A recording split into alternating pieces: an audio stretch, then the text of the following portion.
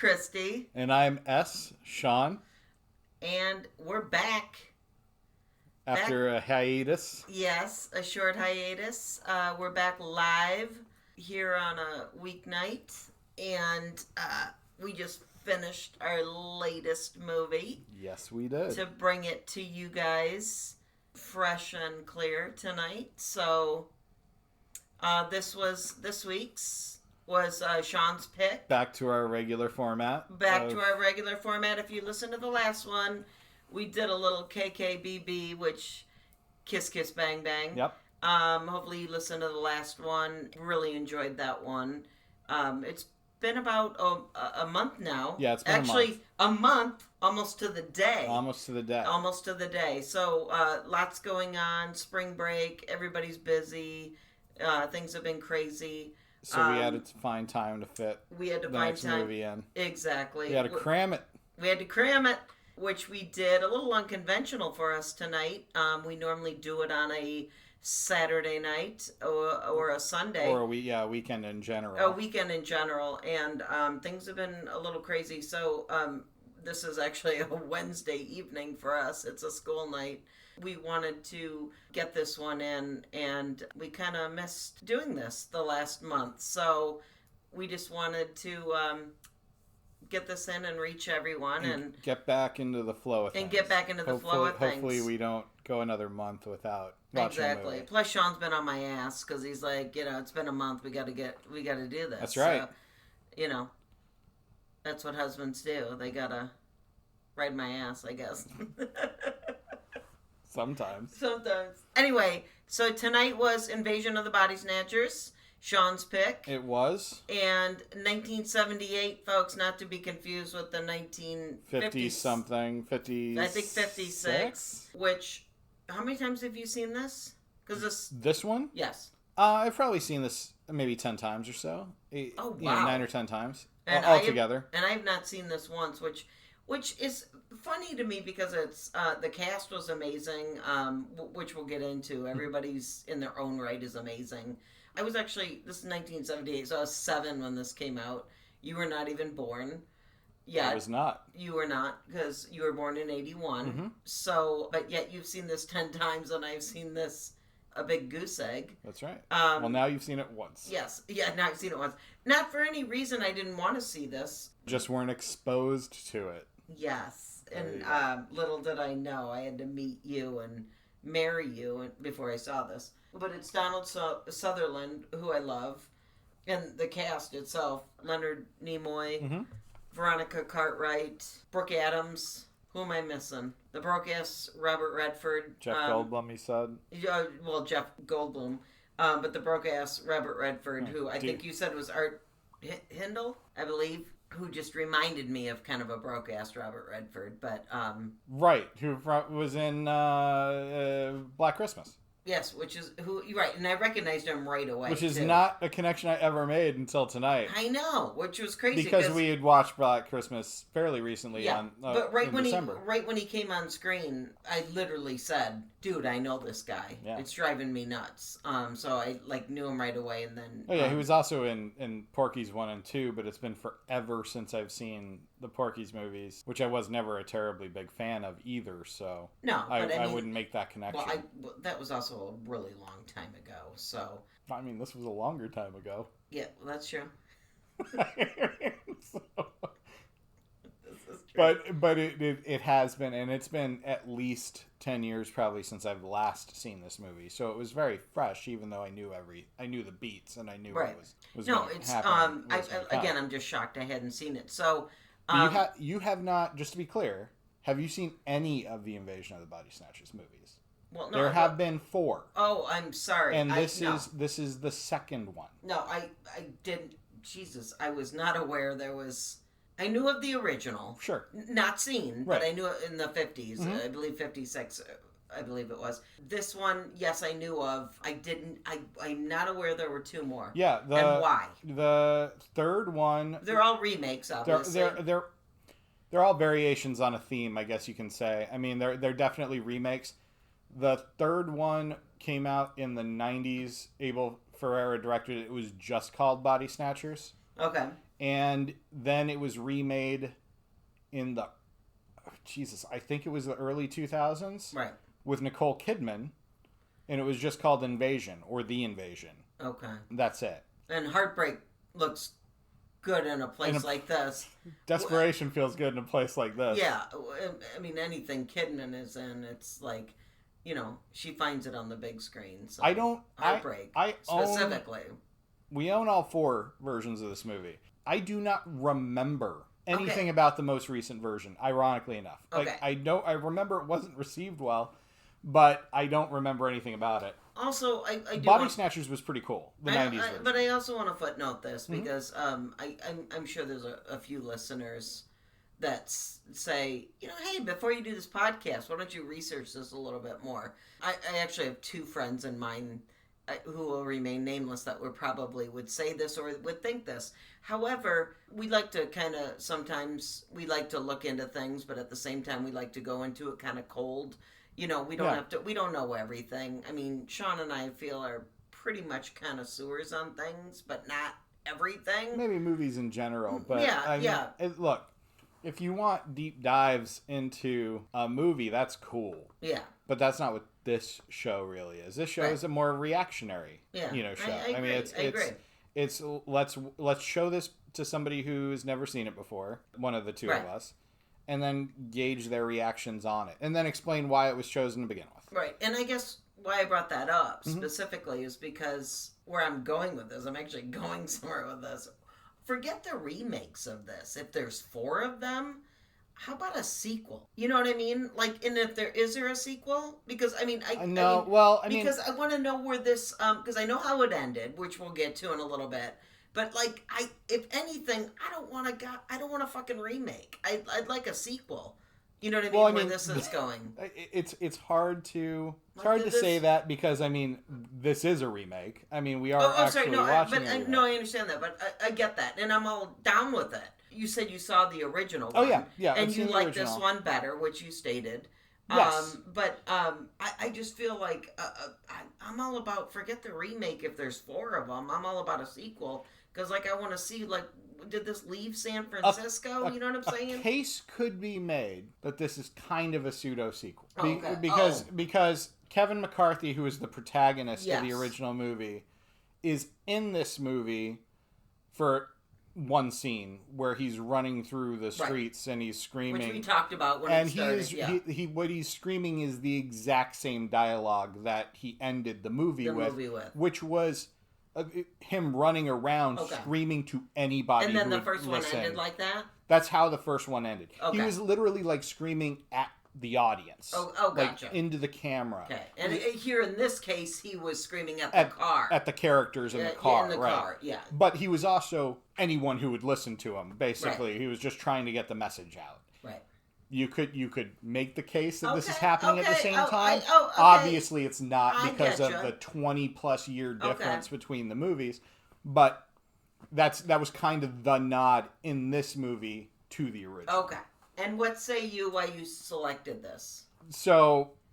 Besides, I haven't seen it. I selected this because I've always loved this movie. Okay. 10 times. I've seen it 10 times, and it had just recently come out on 4K. I didn't even buy it. I wish I did, because that slips out of print now. Yeah. But a buddy of mine did, and I borrowed his copy, specifically so I could watch it in the best quality version and expose you to it at the same time. You want to give a shout out to who we borrowed it from right now? Brent, our buddy Brent. Yeah. Thanks, Brent. Thanks, Brent. Because now we can't get it? Is that what's going on? No, we can. We just can't get the cool slipcover on it because that was only in the first pressing only. Gotcha. So, Brent, I'm sorry, you're not getting your copy back. Maybe not. I shouldn't have said that out loud. But whatever. I'm hoping he just forgets about it. Yeah. Well, he might have until just now. This was super fun. I was actually shocked because at the end of each episode, we tell each other what our next one's going to be that we haven't seen. Which and was good. I I'm not saying, I mean, I enjoyed this, but I was just kind of shocked at the end of Kiss Kiss Bang Bang. You were like, this is the one we were going to watch. And I'm like, okay. Well, I mean, if we didn't do the Kiss Kiss Bang Bang episode, it still would have been the next movie that we watched. No. I'm saying I was just surprised in general. Oh, yeah. That this was your selection. Yeah, no. I think so far of all our episodes, is this 11? This is 11. This is 11. Out of all our episodes, I believe Little Darlings has been our oldest, which was 79. And now this is Beat That, which is 78. So, interesting. Yeah. So, this was fun. So, we'll just get right to it. First of all, Donald Sutherland and Jeff Goldblum. I mean, I'm already in. So, a very, very young Donald Sutherland, but let's remember it's 1978. Also, let me note... Jeff Goldblum, because you said it in the movie, you're 6'4" and 170 pounds. Yeah. Because I bring this up because specifically in the bathhouse scene, I was like, dude, he looks really skinny. Like really, really skinny. And you noted and said he's always been skinny and thin. Yeah. And I'm like, I know, but like 6'4", 170. I mean, this is like the thinnest I've seen him, but he looked young. He looks great. He was super young, super lean. Let's the cast keep going. Leonard Nimoy. This Veronica is Cartwright. 78. So this is before Star Trek came back. I was going to say the movies. Okay. I do not follow Star Trek. I know he's all about Star Trek, but I don't follow it. I mean, Star Trek, and when he played Spock on Star Trek, obviously, which is his biggest role. Star Trek only lasted for 3 years in the 60s. Okay. But then it, got played in syndication for forever and still is to this day, which is why everybody knows it. But it was already off the air for a decade or close to it when this movie rolled around. Yeah.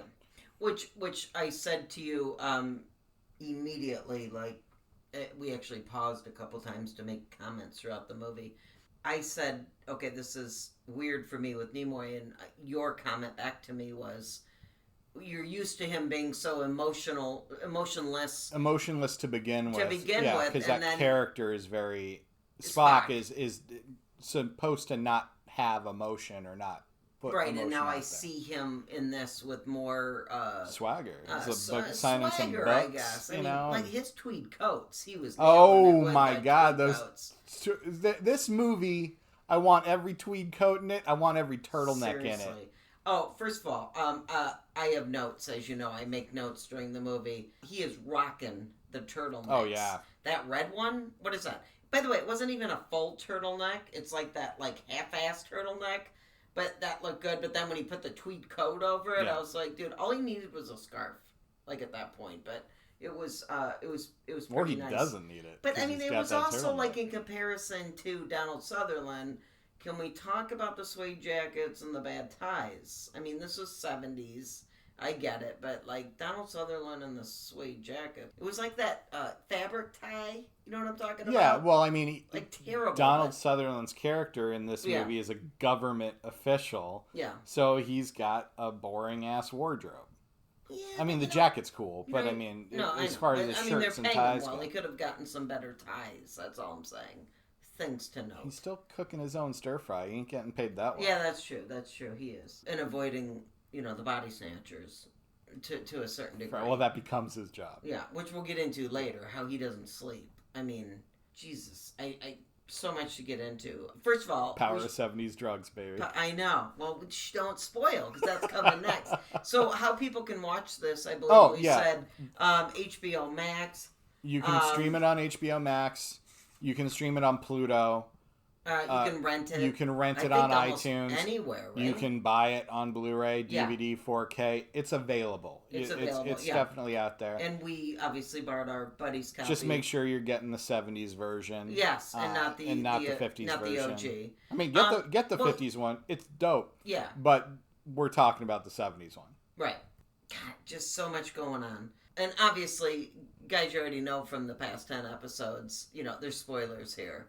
So, you want to watch the movie, you've already seen it, what have you, but we're going to be talking spoilers, so, shut it off right now if you don't want, There's bodies, and they get snatched. Yeah. It's like Bodies, right. That movie. Right. And there was bodies in that. Yeah, there was snatch in that, too, so, but I mean, they were getting snatched so much.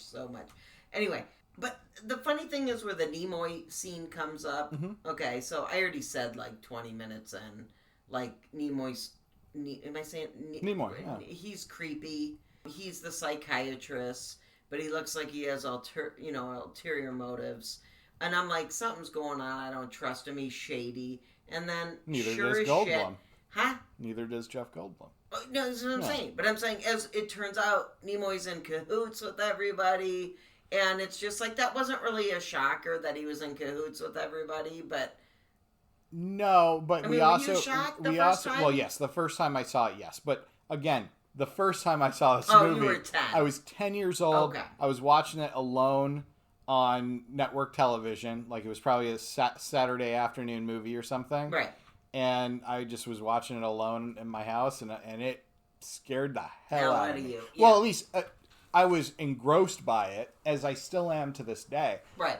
But the ending genuinely bothered me. Yeah, which we're going to get to, too. I mean, when we get around to it. No, first of all... One of the best endings. No, one of the best endings. I kind of should have known that was coming, but we don't want to jump too quick in.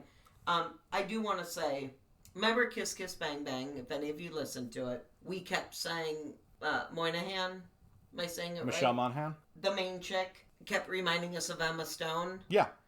Like, literally 5 minutes in, I'm like, without knowing the cast, I'm like, this is Karen Allen, Brooke Adams. Right. I'm like, this is Karen Allen. And then you said, kind of looks like her. And then, you looked it up and you said, no, it's Brooke Adams. And before you told me that, I was actually like, wait a minute. She did like one more scene. And I'm like, wait, this isn't Karen Allen. If any of you don't know who Karen Allen is, look it up. I mean, she was with Harrison Ford, Raiders of the... Yeah. Raiders of the Lost Ark. Yeah. Well, and other things. Sure. Animal House, I believe, as well. She was prolific all throughout the 80s and 90s. Exactly. Love her. But then knowing it wasn't her, before you even told me it was not her, which I had already figured out, I could not unsee it. Much like Emma Stone from Kiss Kiss Bang Bang. From Monaghan. And doing that whole correlation. It didn't take anything from the movie for me, don't get me wrong. It was just distracting.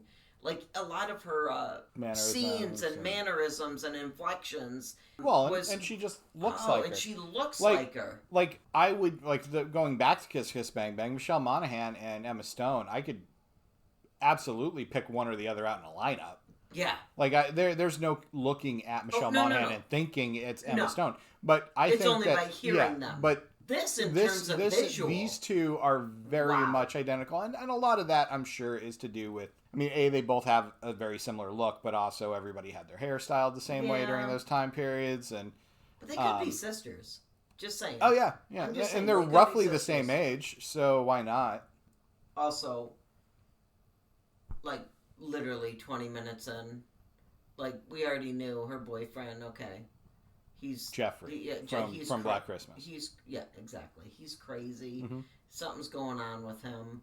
But can we talk about the sexual tension between Donald Sutherland and Brooke Adams? Oh, Donald Sutherland. Oh, my God. Donald Sutherland wanted to fuck from moment one in this movie. Jump. He had a thing for her going in. I know. Before the events of this movie start happening. It's very clear. And she wasn't falling for his mustache yet. No. He should have. He should have. Well, He should have. She should have. But, I mean, it's like, okay, so, I got a boyfriend, I live with him, but it's just like, literally 20 minutes in, I'm like, is something going to happen here? Because, it's like something's going on, which we don't see till later, till they finally kiss later on. Right. But it's so brief. But it was... still just like, is something going to happen? Well, and we only see Jeffrey in his natural state for the one scene. That's true. Too. So we only get a snapshot of what their relationship is actually like. Like, and it doesn't, to be fair, it doesn't really look that much different than any other normal relationship. No, that's true. She comes home from work. She complains about some of the shit he didn't do. Yeah. But... well, he's got his headphones on. He's listening to his games. Exactly. Yeah. They're both there, but they're not necessarily connected to each other. But he still wants, loves her, I guess, because he grabs her right away when she comes in. Or she sits on top of him and they kiss, before... But I also like that there was no overt, heavy sex in this. No sex. Oh, there's at no all. sex. But, there's no time. No, there's no time. There's really no time. Actually, I wrote down what was interesting. There's lots of... There's lots of body snatching, but not a lot of body snatching. No, exactly. That's a good way to put it. You could have done the tagline for this movie. Could have. In fact. No, but there's not a lot of... Do you notice there's a lot of, like, running... And, like, Tom Cruise could have been in this, because there's a lot of running and, like, going on. You know what I mean? How do I say this? Not a ton of talking scenes. I shouldn't say that. There's a lot of talking scenes. No, there's a lot of talking scenes. That's not what I mean, because it's a movie, for goodness sake. But, I mean, there's a lot of scenes where they're, like, running, or they're going to the next part, or everybody's carrying the heavy avocados. Yeah. You know what I mean? And it's like they're not... That was fascinating to me, because there was, like, when there wasn't talking in those scenes, it was still moving. It was still like, I get where we're going. Does that make sense? Yes. For a movie that came out when it did, and to its credit, I think it's been a very long time since I saw the original movie too, but I do feel that watching that movie even today feels very modern. Like, it doesn't feel like all the slow-paced movies of that time period, for better or for worse. Right. But this movie, for a movie that only has really a couple special effects sequences in it, and has a lot of talking, and a lot of trying to convince other people, you know, what's going on, this movie moves. Yeah. It feels nonstop. It didn't feel like 2 hours. No. I should change what I said. I didn't mean there's not a lot of talking scenes. I meant there's a lot of scenes where they're moving from place to place. Yeah. They're running. Remember the tall shadows against the building? Yeah. And you said that's a great scene. This is a great wonderfully visual. Shot movie. Exactly. I'm saying there's a lot of scenes where they're like sneaking around because they're trying to blend Getting in. Underneath running down the staircase and immediately double backing underneath it. Yeah, and I'm saying not talking scenes. Yeah. That's all I meant was... It's fascinating to me because I was kind of like, oh, wow. Did I feel like 20 minutes just went by and there really wasn't a conversation to a certain degree? But I was still engaged and engrossed, if that makes sense. 100%. I'm just saying that's where I took from it. Also the music. I brought up the music to you earlier. I didn't feel like maybe the first, I don't know. The first 30 minutes, and then all of a sudden that, like a big music thing happened, like a little, like several bars that kept going. Yeah. I was like, I turned to you and I paused and I said, I didn't feel there was a lot of music up till this point. There's not, and it's very intentional, obviously. Yeah, the end credits. The end credits have no sound, which also creeps me the hell out. I know. Because that fits thematically with what's going on. I thought you muted it at the end. No. And you turned to me and you went, are you seeing the end credits? There's no sound. And I'm like, exactly what I was talking about earlier with the, that one scene where the piano crescendos is happening. When he's in the phone booth and he's trying to call everybody that he knows. Yeah, exactly. That's the exact part. Also, the other music part reminded me a little bit of Halloweenish, the Halloween movie. Yeah. Also, Night of the Comet. Mm-hmm. Some of the scenes where they're running, and there's no talking, and it's just the music was very Night of the Comet, like be zombie, not creepy even. Just, I think very much in rewatching this tonight.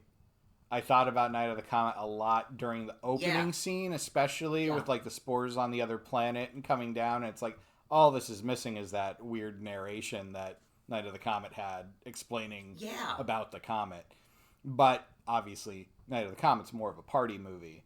Than this movie is. No, for sure. I don't know. Characters in Night of the Comet, for the most part, are actually having a good time.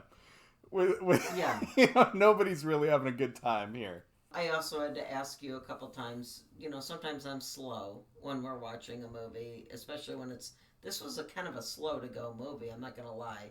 I mean, we got right to it. Lots was going on. I get it. But sometimes it's just like, okay, what's happening? And I had to turn to you and go, so these are like, I get it's a flower, but like it's a fucking pod or something. Like you're like it's from space. What's funny about your questions, though, is that you weren't like You were outwardly questioning what was going on in the movie, which is fine. But you had all the right questions of where you were at in the story. Like, you were questioning what was going on with these weird garbage trucks, and you were questioning what is this? Yeah. And it's like, you're supposed to be questioning those but the things. Stuff they kept, like, it looked like fur. Right. And they kept, and you kept looking at me going, you're right, Kristy. Yeah. Just keep watching. Just keep watching the damn But, movie. I mean, I know.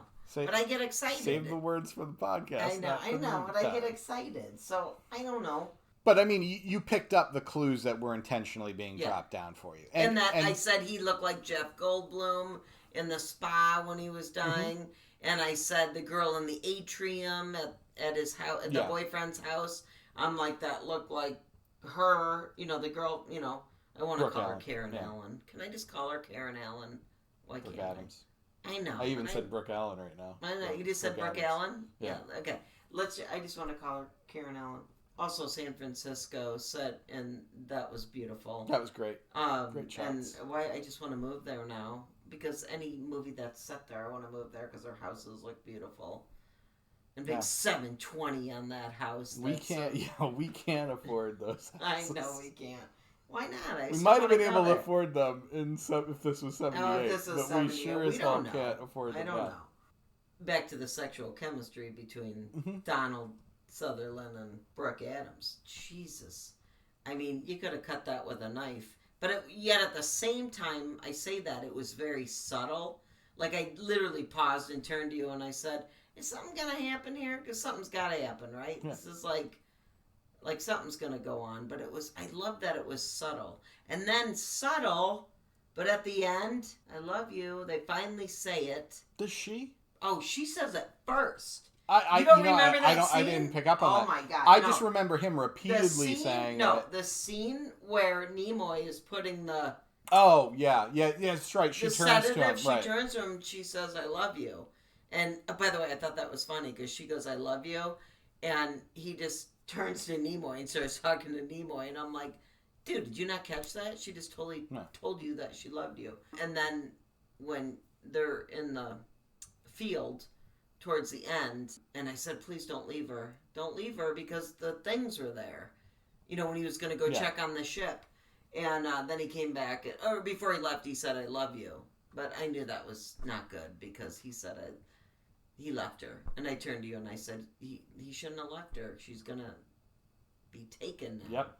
And then sure enough. So tell me these things didn't look like giant avocados with hair on totally them. Looked like giant avocados. Well, you said what, like an eggplant? Well, they look like his avocado / eggplant thing. With also, hair. It's impossible for me anyway, even as a kid, it was impossible for me to distance this from Alien because of the way that the alien eggs crack and split open. Sure. It's pretty much like a flower. And then Veronica Cartwright is in both this movie and in Alien. Yep. So, which is only a year apart. A year apart. You said it next year. Alien was 79, I think. Yeah.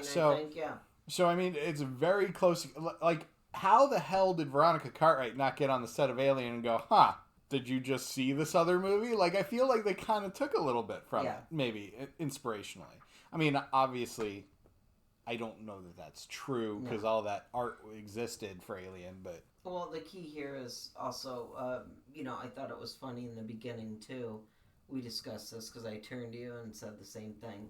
We often pause during movies that we're watching for the podcast because we say we have thoughts. Yeah. And we do try and save them for the podcast, but we say, wait a minute, huh? And we ask during the movie just because they come up specifically. In the beginning when each character was saying, my wife's different, my husband's different. That just spoke to me because, I turned to you and said, I would totally know if you were, different. You know what I mean? Yeah. If you're acting all of a sudden completely different. First of all, you would know it about me specifically. You would just know. Oh, yeah. But yet nobody believed any of it until, they started hearing it, 5 or 6 times. Of course, Nimoy we didn't know he was a part of it. You know what I mean? So we don't know at what point he became part of it. That's true. Either. You think he was normal in the beginning? In the book signing scene? Where we I don't know. You don't think he was taken yet? I don't know, because I tend to say no because he's more emotional in that scene. Right. And none of the people that have been replaced, of the pod people, have emotion. They don't express emotion. Oh, and he does. Like when he takes Goldblum and he pushes him against the wall after the right. party. And then he does that specifically to get a reaction out of Brooke Adams. Brooke Adams, and he says, "Hey, do you know why I did that?" Right. Because how did you feel about how I did that? Yeah, that's true. But I don't know. He was just kind of creepy throughout. Maybe it was his turtlenecks. I don't know. I think that was thrown. Maybe it's because he doesn't have Vulcan ears. I mean, maybe that's it. He had big. If white anybody's teeth, ever been typecast into a role, it's Leonard Nimoy. It's sad to say because I don't think he's a bad actor, by any stretch of the imagination. And I'm sure that he doesn't regret any decision he ever made. In peace. I thought he was great. Rest in peace. His big white teeth, or his tweed jacket, or his turtlenecks. It was all distracting. He's played one of the most beloved and well-known fictional characters of the last 50 years. Yeah. So good on him for getting that role. Yeah. But unfortunately, I do think it stifled him from doing a lot of other stuff. I'm sure he would have loved to do some more traditional drama. Don't get me wrong, I liked him in this. Mm-hmm. All I'm saying is, as a 10-year-old, you're not going to know he's the bad guy from the beginning. You're not going to know that because you're freaking 10. No, and in fact, I think that's why they cast him, because you're associating him as a person of good. He was always a good character. I mean, even though he was emotionless on Star Trek, which is a kind of fallacy to begin with, because he does get emotional on Star Trek. But he tries to downplay emotion on Star Trek. I think that's all anybody's really been used to seeing him in. Okay. That you're going to think he's the good guy. Like you're not going to ever expect him to make the heel turn. Where I was going with that, as a 10-year-old, right. when you saw this, I just watched it as a 51-year-old. Sure. Okay, so big disparity there. Mm-hmm. All I was going to say is, literally, the first 20 minutes, I'm like, this dude's going to turn shady. Like, he's shady. But I'm saying that, but I'm watching it as an adult. Exactly. Like, I didn't turn to you and pause and go, I think Nimoy's the bad guy. And when I saw it, that's how I felt. As a 10-year-old. Yeah. My mother was a Star Trek fan. I was already well-versed in Star Trek. When I'm seeing it isn't 1978. This would have been about 1990, 1991. Yeah. So there's already been modern Star Trek movies. No, I get it. I've grown up with Leonard Nimoy at this point as Spock. Right. And I could never imagine in my childish brain him being a bad person. Right. And then, so when he does do the heel turn at the end there, it's shocking. Right, where it was to me at that age. It's not so much now. Okay, no, now but you've seen it like 10 times. Right, you said. right. This is the first time I've seen this. I'm 51 years old, but literally 20 minutes in, I'm like, this dude is shady. You know what I mean? And I know who Nimoy is from Star Trek, and was it distracting without his ears and his? Also, it's very much rest in peace because he's no longer with us. He's a good person. Believe he was an animal lover. He's a great guy. I'm not dissing on him at all. I literally was just like 20 minutes in. Oh, there's nothing to diss on. I think you're shady. Yeah. But I mean, it was just something about his character is all I'm saying. But also that was distracting. But also I go back to I thought she was Karen Allen the whole time. That was distracting. So that's what I do. Right. That's my OCD. And much like it's hard to focus at that point. And much like it was hard for me to watch this and not see Spock, and it was hard to watch this and not see Nancy Allen. It's really no fault of Karen Allen. It's not really the fault of the actor. But it didn't take away because from the again, movie. Nobody knew who Karen Allen even was. Yeah. Okay, you know how my OCD goes too. Remember when we watched The Good Girl with Jennifer Aniston? I do. And I can't. And I kept saying I get distracted, like how perfect her eyebrows were. Yes. Remember? And I said, okay, does she get those? Her eyebrows are too perfect. Like, but whatever. And I went off on that tangent. Donald Sutherland's broken windshield. Okay. Yeah. Like, are we driving around the whole movie? Are we gonna get that fixed? Like, I mean, I'm just saying. When did you have time to get that fixed? I know you have insurance. Do you have insurance? Yeah, but you still have to make an appointment. Like, are you with farmers? Are you with State Farm? I mean, glass is included. Also. Distracted. Stop and he's it. driving around. Here's the thing. Can't see. You know what? That was a government vehicle. Time. That was a government vehicle. Yeah, time. He probably had to do a union job thing through it. Time to get that fixed. It wasn't on him. It's on the company who owns the car to get it fixed. Okay. He might not be able to do it. Okay. First of all, how you saw driving around town through that thing, because, by the way, the camera was always on the shot with Sutherland and Brooke Adams, driving. And I'm like, dude, I can't even see the windshield outside, out the windshield, and I am the audience. I'm watching this for the 10th time, and I'm expecting a car accident to happen. Thank you. Every time he goes through an intersection, I'm expecting to get hit by another car or something. Also, if it's raining, your windshield wipers aren't going to work, because, those are fucked up, too. All I'm saying is this.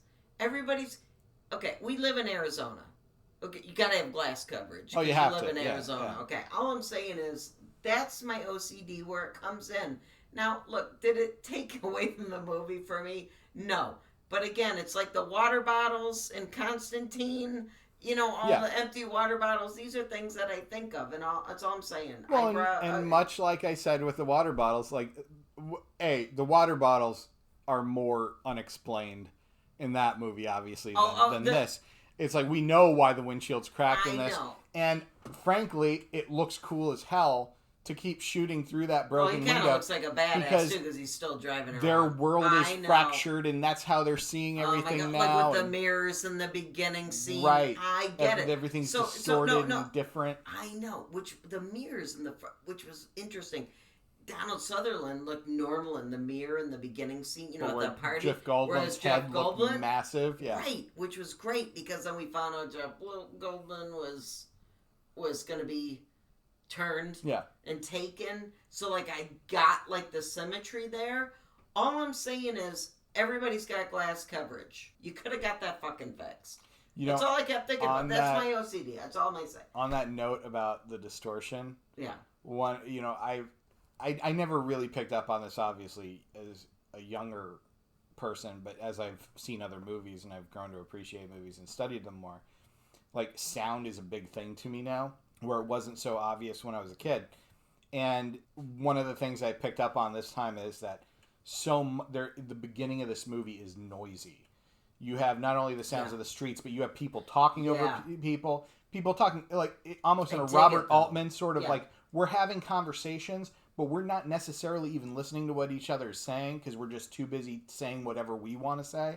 And then as more and more people don't exist anymore, becomes almost like a deafening silence. Yeah. Because it's so noisy at the beginning, and then it becomes almost noiseless. No, I agree. As the movie goes on, I think that's cool as hell. Also, we touched upon, I think, too, we paused at one point to say it. We both were kind of thinking the same thing. Titties. There was a couple boob shots. Would you stop it with the boobs? I actually turned to you and said boobs.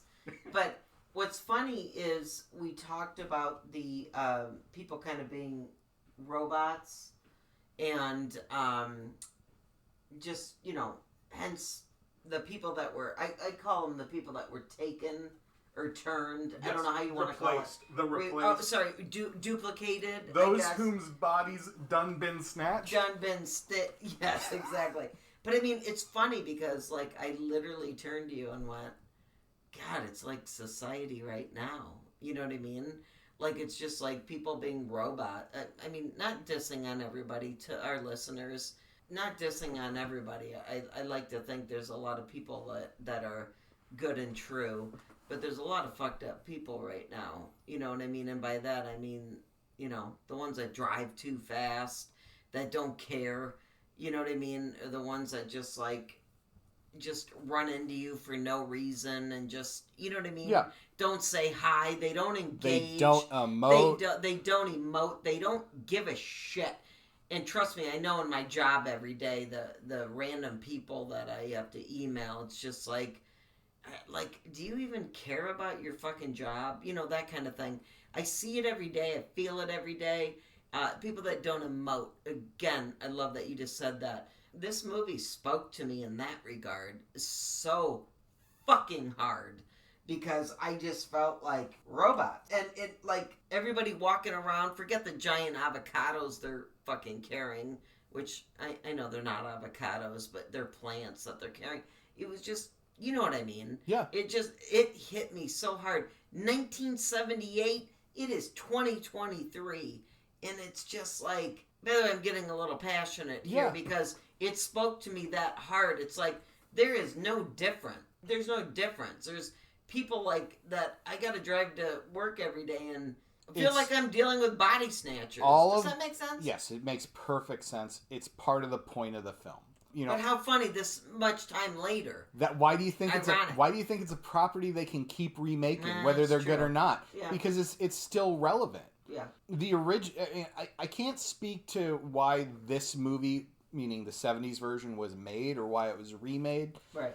Obviously, there was something in the water in the late 70s and early 80s because that sparked with paranoia.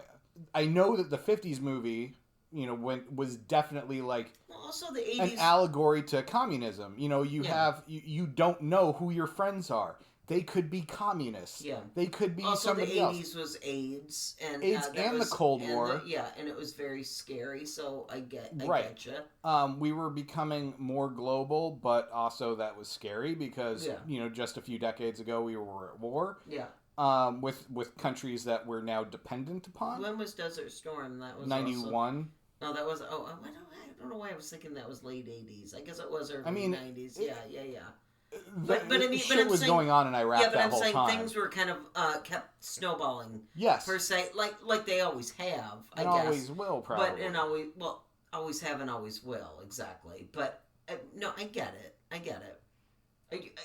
It spoke to me, and I think it spoke to you too, because we paused to talk about it. Yeah, absolutely. And I mean, I think this is actually a good companion movie to like The Thing, which is also a remake, because it's also about a movie that you don't know who your friends are and if you can trust them or if they've turned. Again, which was 3 years later. Yeah. So something was clearly out there. I no longer trust you. I think you've been body snatched. I don't know. Yeah, I'm too animated for that. Yeah, that's true.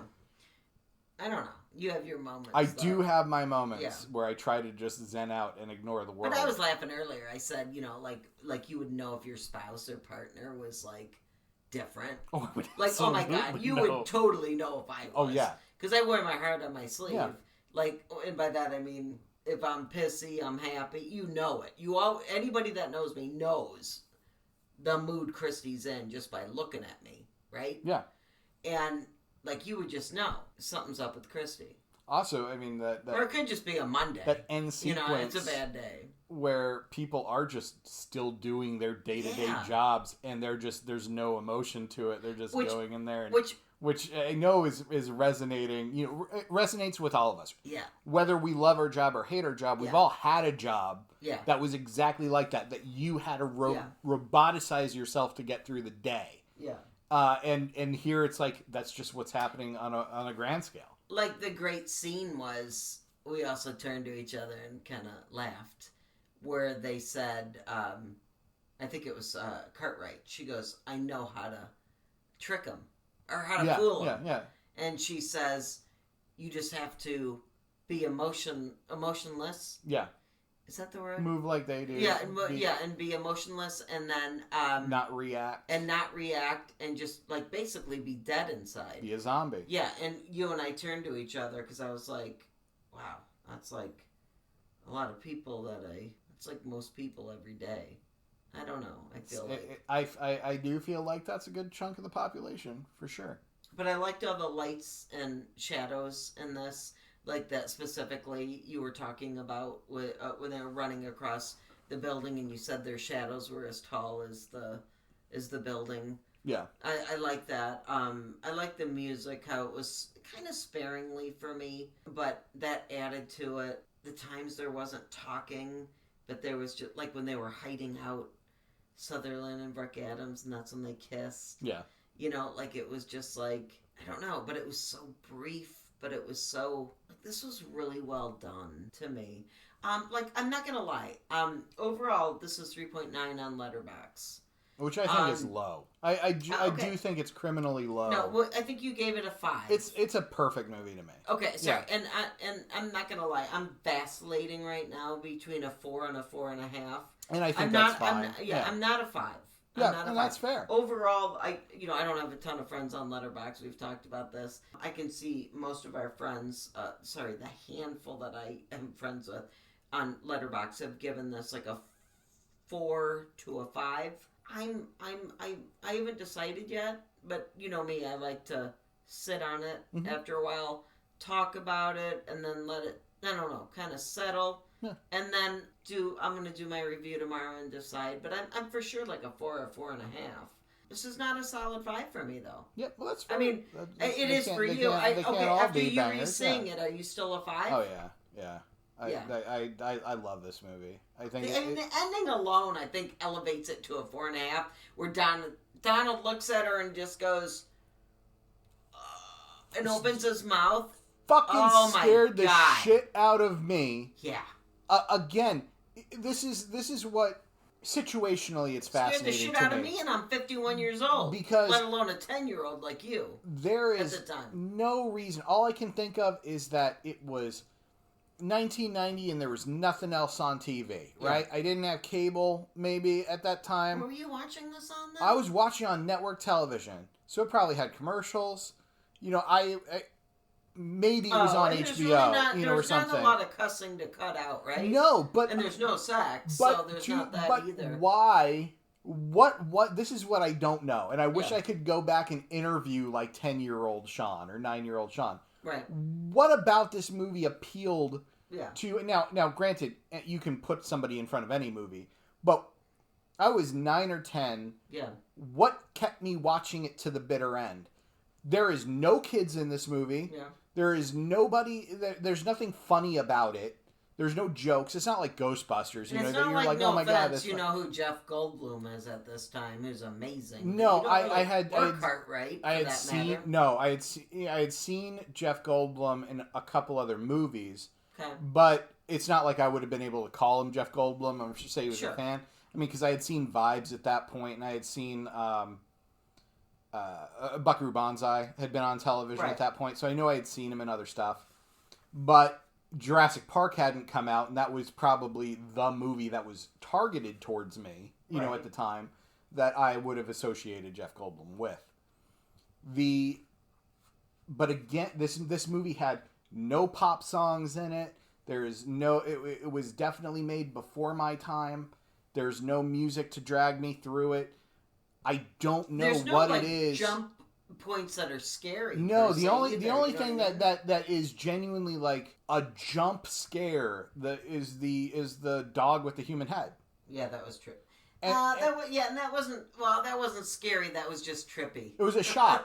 Yeah, it was a shock. Because honestly, I don't even know how well that works. Yeah, I get why it generated the scream from Veronica Cartwright, because I mean, if you saw that, you would do the same thing. Like, what the hell? Yeah. But it doesn't even really make sense unless like something screwed up in the avocado process. Yeah. Because that was the homeless dude and his dog, but they like the replacement was a merger of the two. It doesn't make any sense. Also, no animals, people, as far as we know, were harmed in the movie. Well, arguably the dog's dead. What? Would have been killed off camera. Anything that had been replaced was killed. So okay, why'd you have to go around sorry, that for me? Just ruined it for you. Okay, I felt totally fine that no animals were killed during this. This is a 1-star movie now. No. Okay, just lost half a star.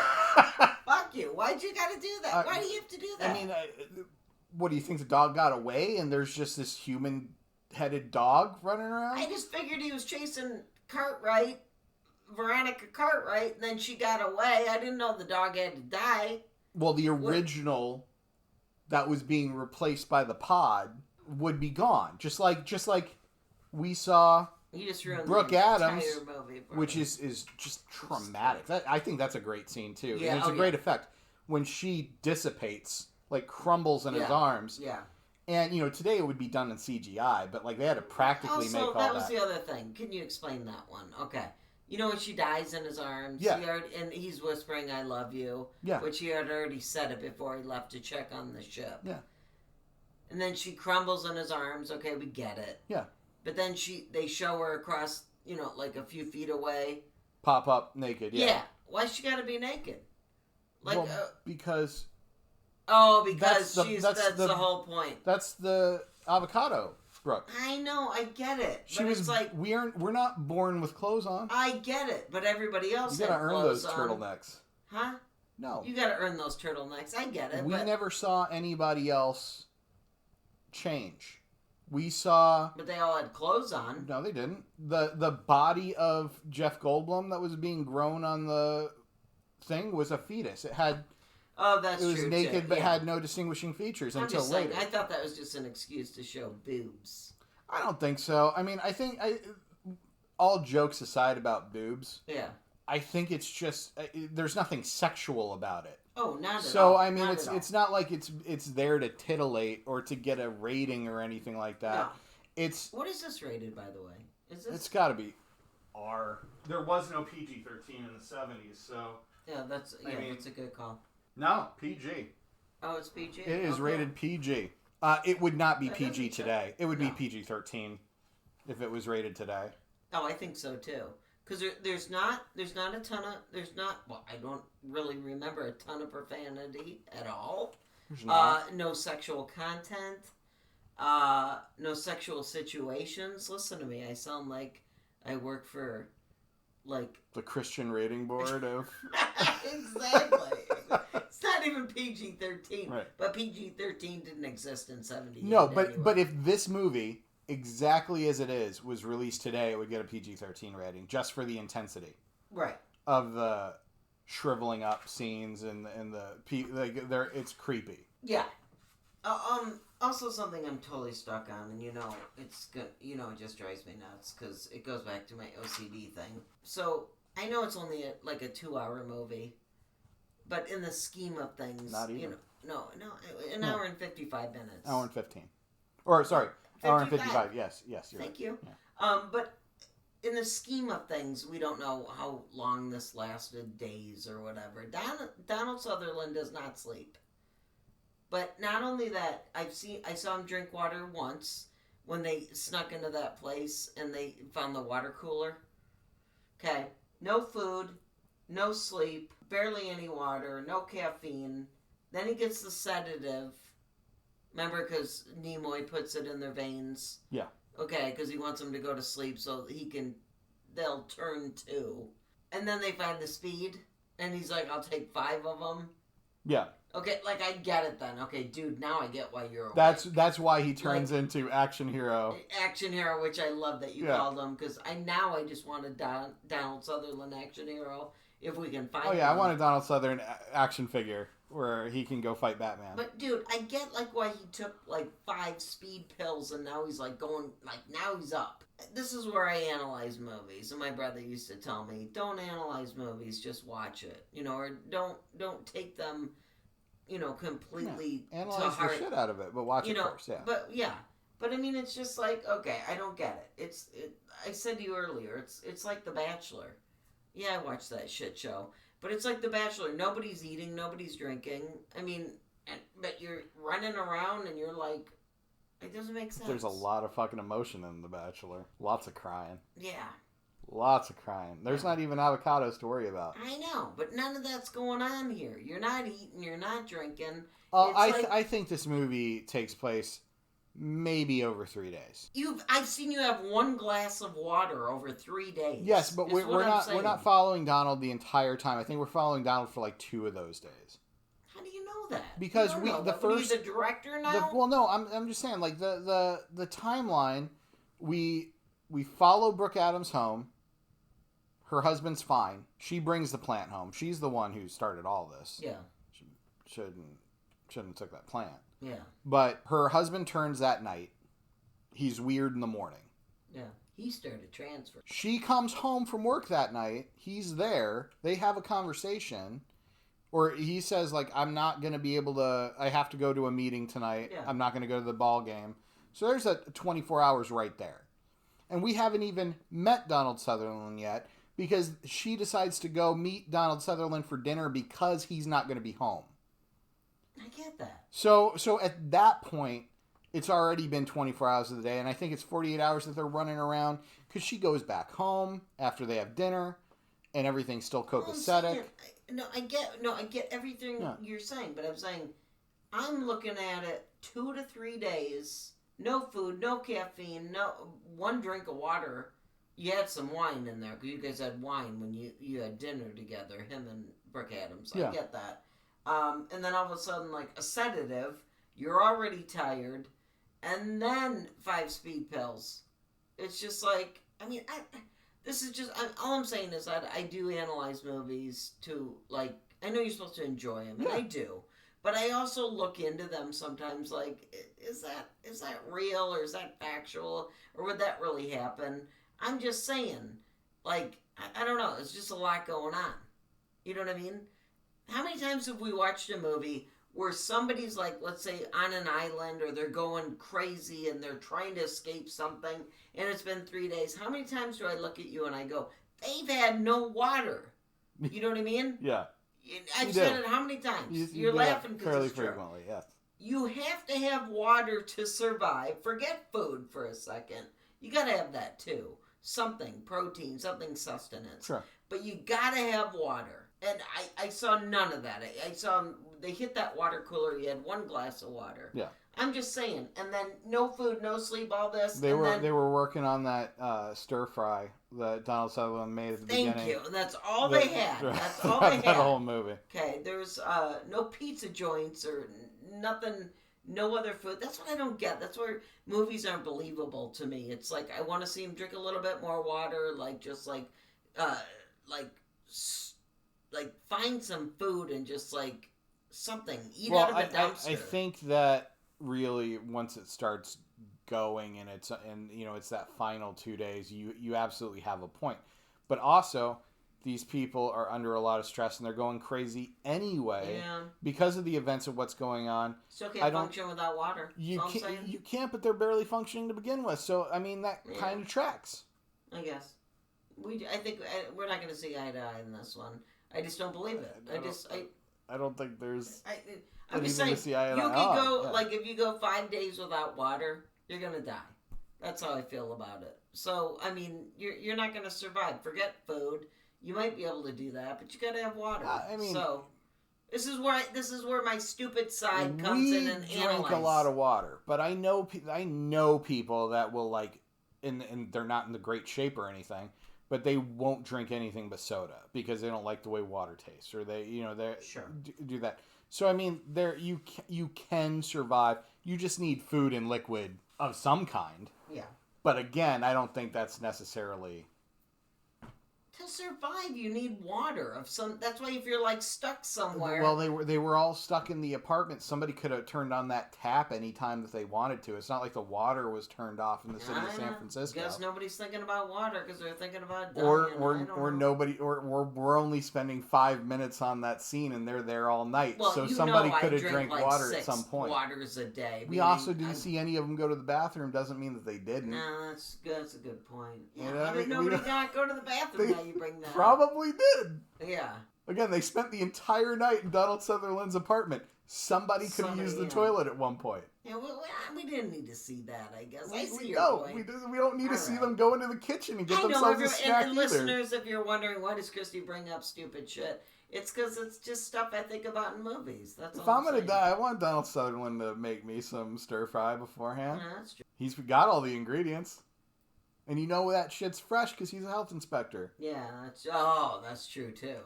That's why he cooks his own meals. Yeah. He's seen too many things.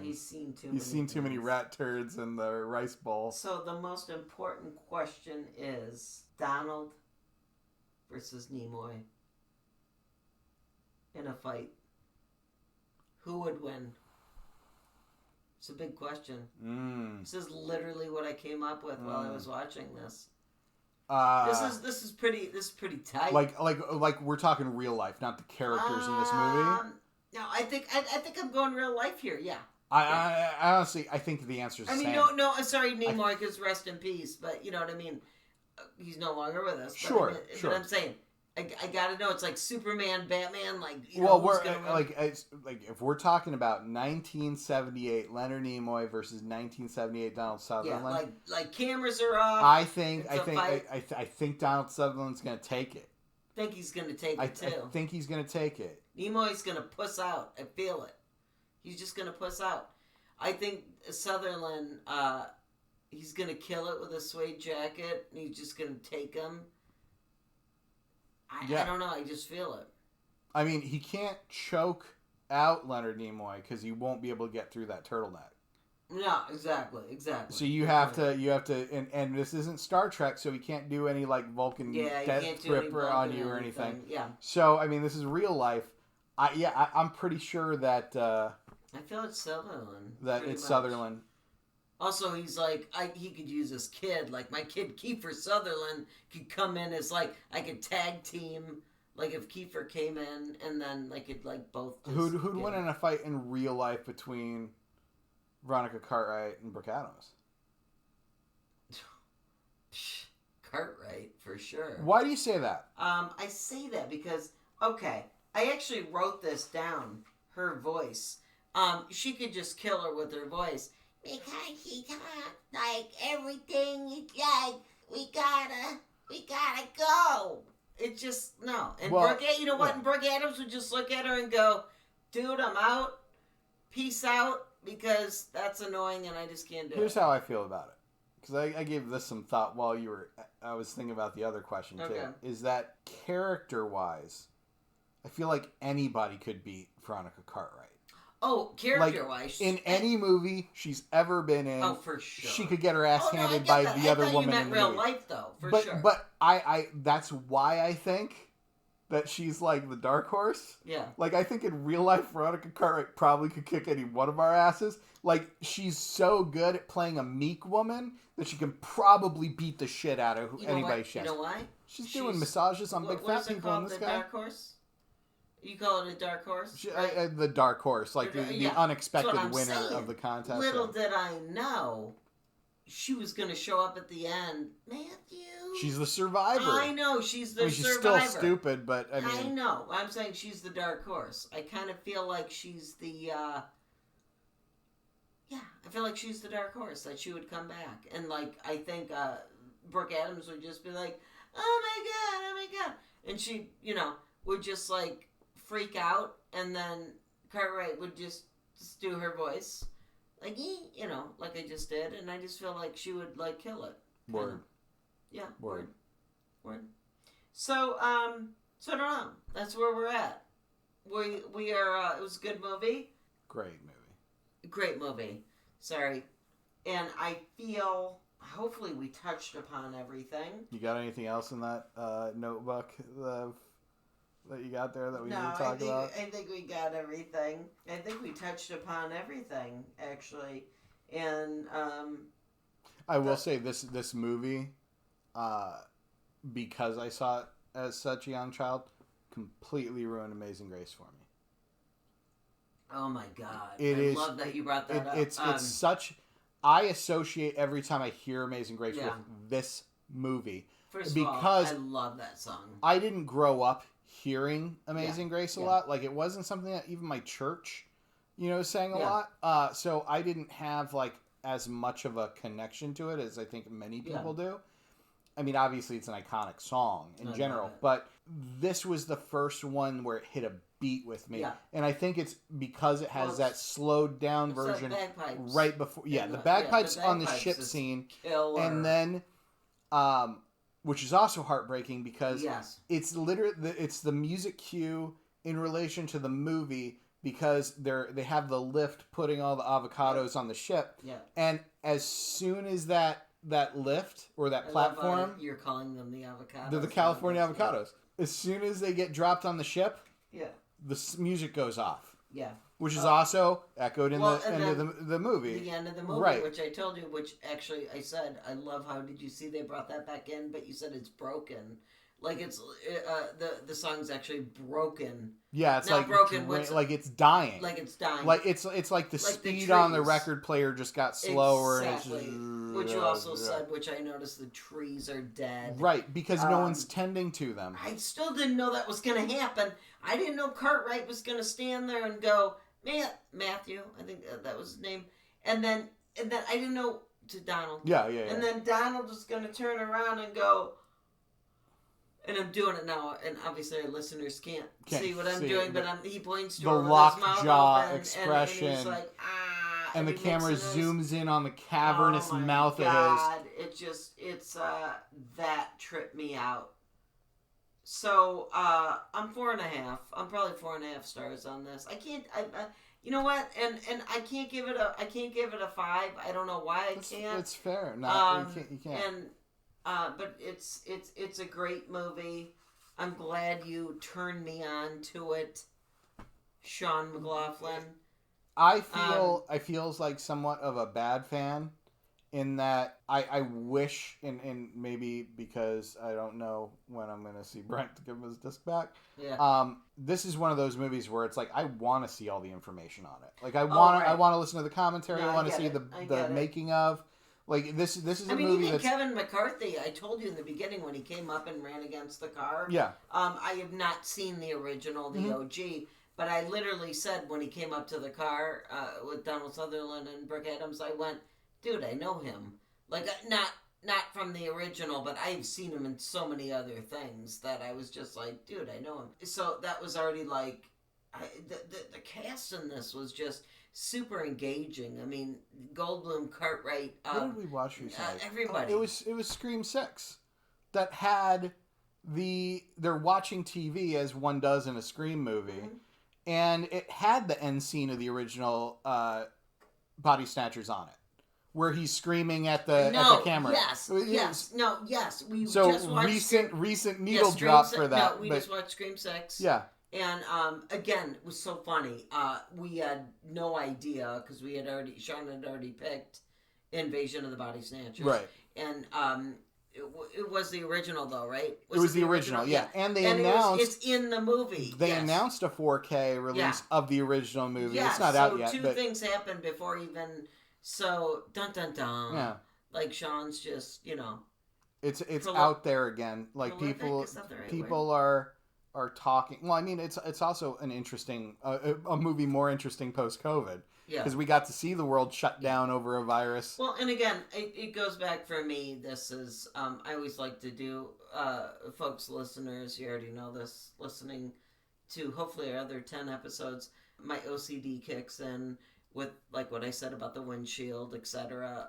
But also, I always like to do a takeaway from each movie, and for me. Again, this movie spoke to me so much because I just feel society and people today are just nutty, and it's crazy, and like all these people walking around San Francisco in this movie as robots, zombies, robots, robots, whatever you want to call directionless, just going about their own task. It very much spoke to me, and I have to say not in a good way. But at the same time, just very relevant. Relevant. Sorry, I couldn't think of the word right away. Relevant to just what's going on in the world today, and it's just wow. 1978 to 2023, not much has changed, people. The only thing that has changed is how fast people move. There's a moment in this movie that just tickled me, just because it's a made in 1978 movie, where Donald Sutherland's talking with Leonard Nimoy, who we don't know yet is working on the other side. And he's like, can you get me in touch with the mayor? I know you're friends with him. And he's like, yeah, okay, I'll call him in an hour because I'll be back in my office by then. Yeah. And it's like, wow, that wouldn't fly today. Like right now, you just pick up your cell phone and you make a phone call, but you couldn't do that. Oh, the rotary. Every time somebody was that not driving you nuts? Like every time, like, okay, there's no caller ID people back then, obviously, but the rotary, every time somebody called somebody, it's like, oh my God, how long that took to call somebody. And then remember the phone was off the hook, and I said to you, the yeah. And I said, why is that noise still going on? because that was seriously only brief. But you said you don't think back in '78 it was. I mean, I think eventually it disconnects, or at least the noise goes off. But you said not back then. But back then, I remember it. I remember it being long and loud. Now, the funny thing is... That's what she said. I saw the smile out of the side of your face. I knew that one was coming. You're too easy. It was just like you lobbed it up like a... Gertz hits her third home run this season. Thank you. There it is. The... Sorry, folks, we're amused. All right, I lost where I was going with it. What was I saying? What was I talking about? I have no idea. No, because you're like one of the pod people. You don't fucking pay attention to anything I'm saying. He's too busy talking over me with "that's what she said." Yeah, it's so good. By the way, listeners, at least 3 times a day, I say to my husband, "That's what she said." Yeah. So it happens because you know what? It's a constant. I'm sick and wrong like that. Anyway, that's our keynote. That we need to introduce the next movie. This week, I introduced you to a remake of a movie you've never seen. Yes. Next week, or next time, you're going to introduce me to a remake of a movie I haven't seen. Yes. Tell me about it. It's my pick, and this was fun, but I'm going, not going too much later, I guess. I'm going to 1982. 4 years later. 4 years later. Very good. And I am going to expose you to The Last American Virgin. And I'm a little selfish on this one because I actually want to rewatch this one. I've seen this one a couple times. Way back in the day, obviously. You know, everybody knows I love 80s movies. But this one I've probably seen 2 or 3 times. But I've probably not seen it forever because I couldn't find it. I mean, later in life, you know, when I wanted to watch it, I couldn't find it. Yeah, this has not, despite coming out on DVD, and I think it's had 2 Blu-ray editions now, I don't think this was ever like a movie that you just walk into a store and find someplace. Like, ever since the VHS days, obviously you could rent it whenever you wanted back in the day, but it's fallen into obscurity. It absolutely has, and please, nobody ask me, where did you see it the first time, Kristy? I couldn't freaking tell you. I was probably 11, so when this came out, right? Yeah. So, is that right? Well, it was 1982, so yeah, so it would be 11. Yeah, I was about 11 when this came out. I obviously didn't see this at 11. I saw this later 80s. Couldn't tell you how I saw it. I probably rented it on VHS, I would guess. I don't know. So I've only seen this, I guess, maybe one or more than one time. I've seen this at least twice. But we will say, because we looked this up, we actually bought this on Blu-ray. Preparation. Sean bought this on Blu-ray for me because he knew I liked this movie, but also this was going to be our next pick. Well, as film collectors, sometimes that's how these picks come up. Like I said, I picked Invasion of the Body Snatchers because a 4K just came out recently. I picked Wild Things because a 4K came out. Yep. Picked Voyage of the Rock Aliens because a Blu-ray just came out. Yep. So this is kind of, we had been talking about this, and Sean said, I have never seen this in its entirety. And I was like, holy shit, I haven't seen this forever. And then it's out on Blu-ray. But what we can tell you how to watch The Last American Virgin. You can't. You can't. We bought it on Blu-ray for, Sean bought it for about $20, I believe, on Amazon. Yeah, I'm sure I got it from Amazon. The DVD is actually $27. Sean's looked it up. It is not streamable. You can't rent it. Much like The Good Girl. Yeah. If you want to see this movie, you're going to need to put in some legwork. You're going to need You're going to need to either buck up and buy it, or hit up a record store to see if they have a used copy of it. Yeah, for sure. Or like the what is it? Here in Arizona, House of Used, Z Records, something of that ilk. Or on Amazon.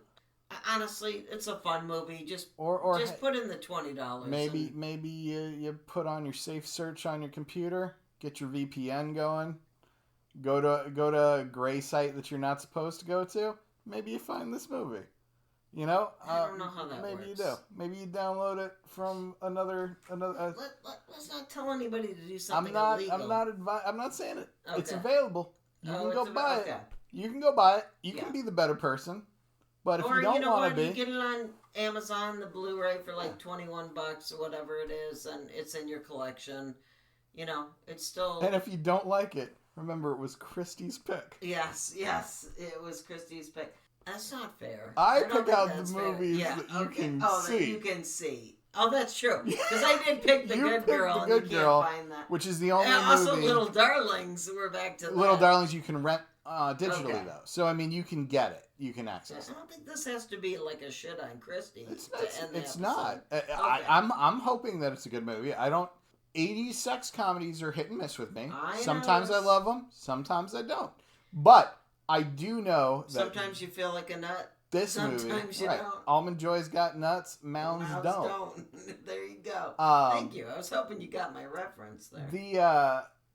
This movie has a banging soundtrack to it. Yeah. So it's got lots of cool new wave bands of the 80s if you're into that sort of thing. It's 77% on Rotten Tomatoes. Is it a 77? 77%. That's higher than I would expect for a sex comedy. And, Google users, 92% like this movie. So I don't know what that means because, like, whatever. It's a Canon Films release. Golden Globus production. On Letterboxd, 3.2 overall rating. Which is mid. Yeah, a couple of. I only have 4 friends that have seen this. Anywhere from a 2.5 to a 3.5 rating. Don't listen to these people that are giving it that. And also, said 4 people on Letterboxd that saw that. Don't let that dissuade you. Is that the right word? Dissuade? Sure. Okay. Don't let that. Or sway. Sway? Just sway. Don't let it sway you. Okay. Because these are said people that might go, I kind of want to watch it again. Also, to our good friends that are listening to this, like our really good friends, you want to watch it, just... Say the word and we can get you our copy. Seriously, we'll just hit you up with our copy so you can watch it. And save you $21, whatever. But anyway... That's my pick. I'm excited, and excited for Sean to see it. Also, honestly excited because I can't tell you. I'm trying to remember. 82, I probably have not seen this since the late 80s, early 90s. So this is going to be, interesting for me, too. We'll talk more about it, obviously, when we do the episode. Yeah. But is this a movie that you genuinely loved when you saw it, and do you at least have a remembrance that you loved it when you saw it, and that's why you want to revisit it? This is interesting. Why it even came up? I think again what you said. The Blu-ray came out. Okay. But I had already been kind of thinking about when you told me the Blu-ray came out or was coming out. Sorry, I was just like, oh my god, this movie. I remember having feelings about it because I know how it transpires, and then I know how it ends, and I know how it's got a little. I don't want to say it has a little Porky's to it, but there's certain scenes that are.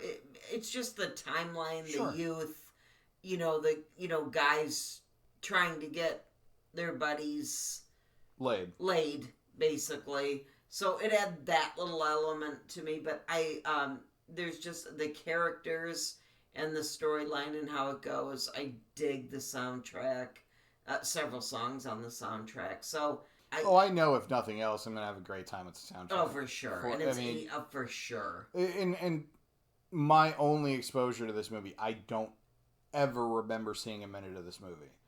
But I did look up the trailer. Yeah. When I bought the Blu-ray, and the trailer heavily advertises its own soundtrack. Oh, for sure. It is a selling feature of the movie, and I love all that music from that era. Yeah. So no, and for sure, and it's might be my disconnect with Porky's. Who knows? Because Porky's is set in the 50s. So if it was set in the 80s, I might care more because it would have been relevant towards me, when I was a kid. It's just the characters. It's interesting. I just pulled up where can I watch Last American Virgin. It says Voodoo. So I don't know. I don't know. Maybe Letterboxd lied to me. But maybe they did, and you can look it up. But the soundtrack's going to be good. I'm not saying this is a banger, folks. Not saying that at all. I just it's the next one. Let's give it a whirl. But it's going to be fun. It will be fun. A banger. Anything called The Last American Virgin? Are you not in? What will be a banger is episode 12 of KNS Exposed. Yes. Where we discuss Last American Virgin. Yes. Whether it's good or not. Whether it's good or not, we're going to be talking about it. Maybe you might have a different opinion on it since you haven't seen it in so long. It's like I did with Constantine. No, I know. That's what's so funny. Yeah. I was just going to say that. Like Constantine, that was your pick for me. Mm-hmm. And then you hadn't seen it all those years later. And then you were like, a little bit. I mean, I liked it. Yeah, but I mean, I liked it less. I wasn't as exactly. Didn't enjoy it as much as I did previously. So I exposed you again, almost. You exposed yourself. Re-exposed. So this was fun. I'm glad I watched this. I'm not gonna lie. I don't have a desire to see the original. By the way, if anyone wants to comment on the YouTube page or anything that I should see the original, please feel free to do so. But I'm good. This was good, and it was fun. I enjoyed it, and I'm ready for The Last American Virgin, our next one, and hopefully Sean will get this one tonight's live in the next couple days. Hopefully, and thanks for joining us, everybody. I just had a thought. And I hate to tack it in here, but I had a thought that Invasion of the Body Snatchers, and correct me if I'm wrong, even audience. Okay. Even if it is a different opinion than mine, might be the first great remake. I can't. How so? Well, the 80s had a lot of great remakes of older movies. Scarface, The Thing, The Fly, which also starred Jeff Goldblum, come to think of it. Right. The Blob. They were remaking these 50s movies left and right, and earlier in the case of Scarface. But I can't think of any good remakes prior to Invasion of the Body Snatchers, but I could be wrong. I could just not be thinking of something right now. I get where you're going. Somebody blow me away. I mean, I guess case could be made for Wizard of Oz and Ben-Hur because that was remaking silent movies. No, I get it. Into sound, but those are movies that people don't even realize were remakes at all because they're only. But also, I think you're really excited about this because you gave this a 5 stars, and I'm not judging you by any means, but I'm still not a 5-star on this movie. No, I don't. No, I'm not. I'm saying this nice. Yeah. I mean, I think that's where you're going. But again. With this. Why you want to give it so much press? Name me a remake that was good prior to this movie. It's irrelevant whether if you hated this movie, that's fine. But still, name me a remake that was good before. You're also putting me on the spot where I can't do that right now. I'm putting myself on the spot. That's why I don't know either. No, I get it, but but I couldn't do that right now because obviously, if it was something fantastical. I'm using my word that I invented. No, I might delete this whole part of the conversation. No, I'm just saying. I can't name one right now. What I can tell you is The Last American Virgin soundtrack has Devo, Oingo Boingo, The Police, Tommy Two-Tone, Gleaming Spires, The Cars, Fortune, Phil Seymour, U2. And The Waitresses. I know what boys like. So, people, tune in just for that. Plus, it's 1982, and I'm taking you back. All right, everybody. Thank you for being with us. As always, cheers, peace, be well, and we'll catch you on the flip side. Stay safe, and we will see you next time. Cue action music.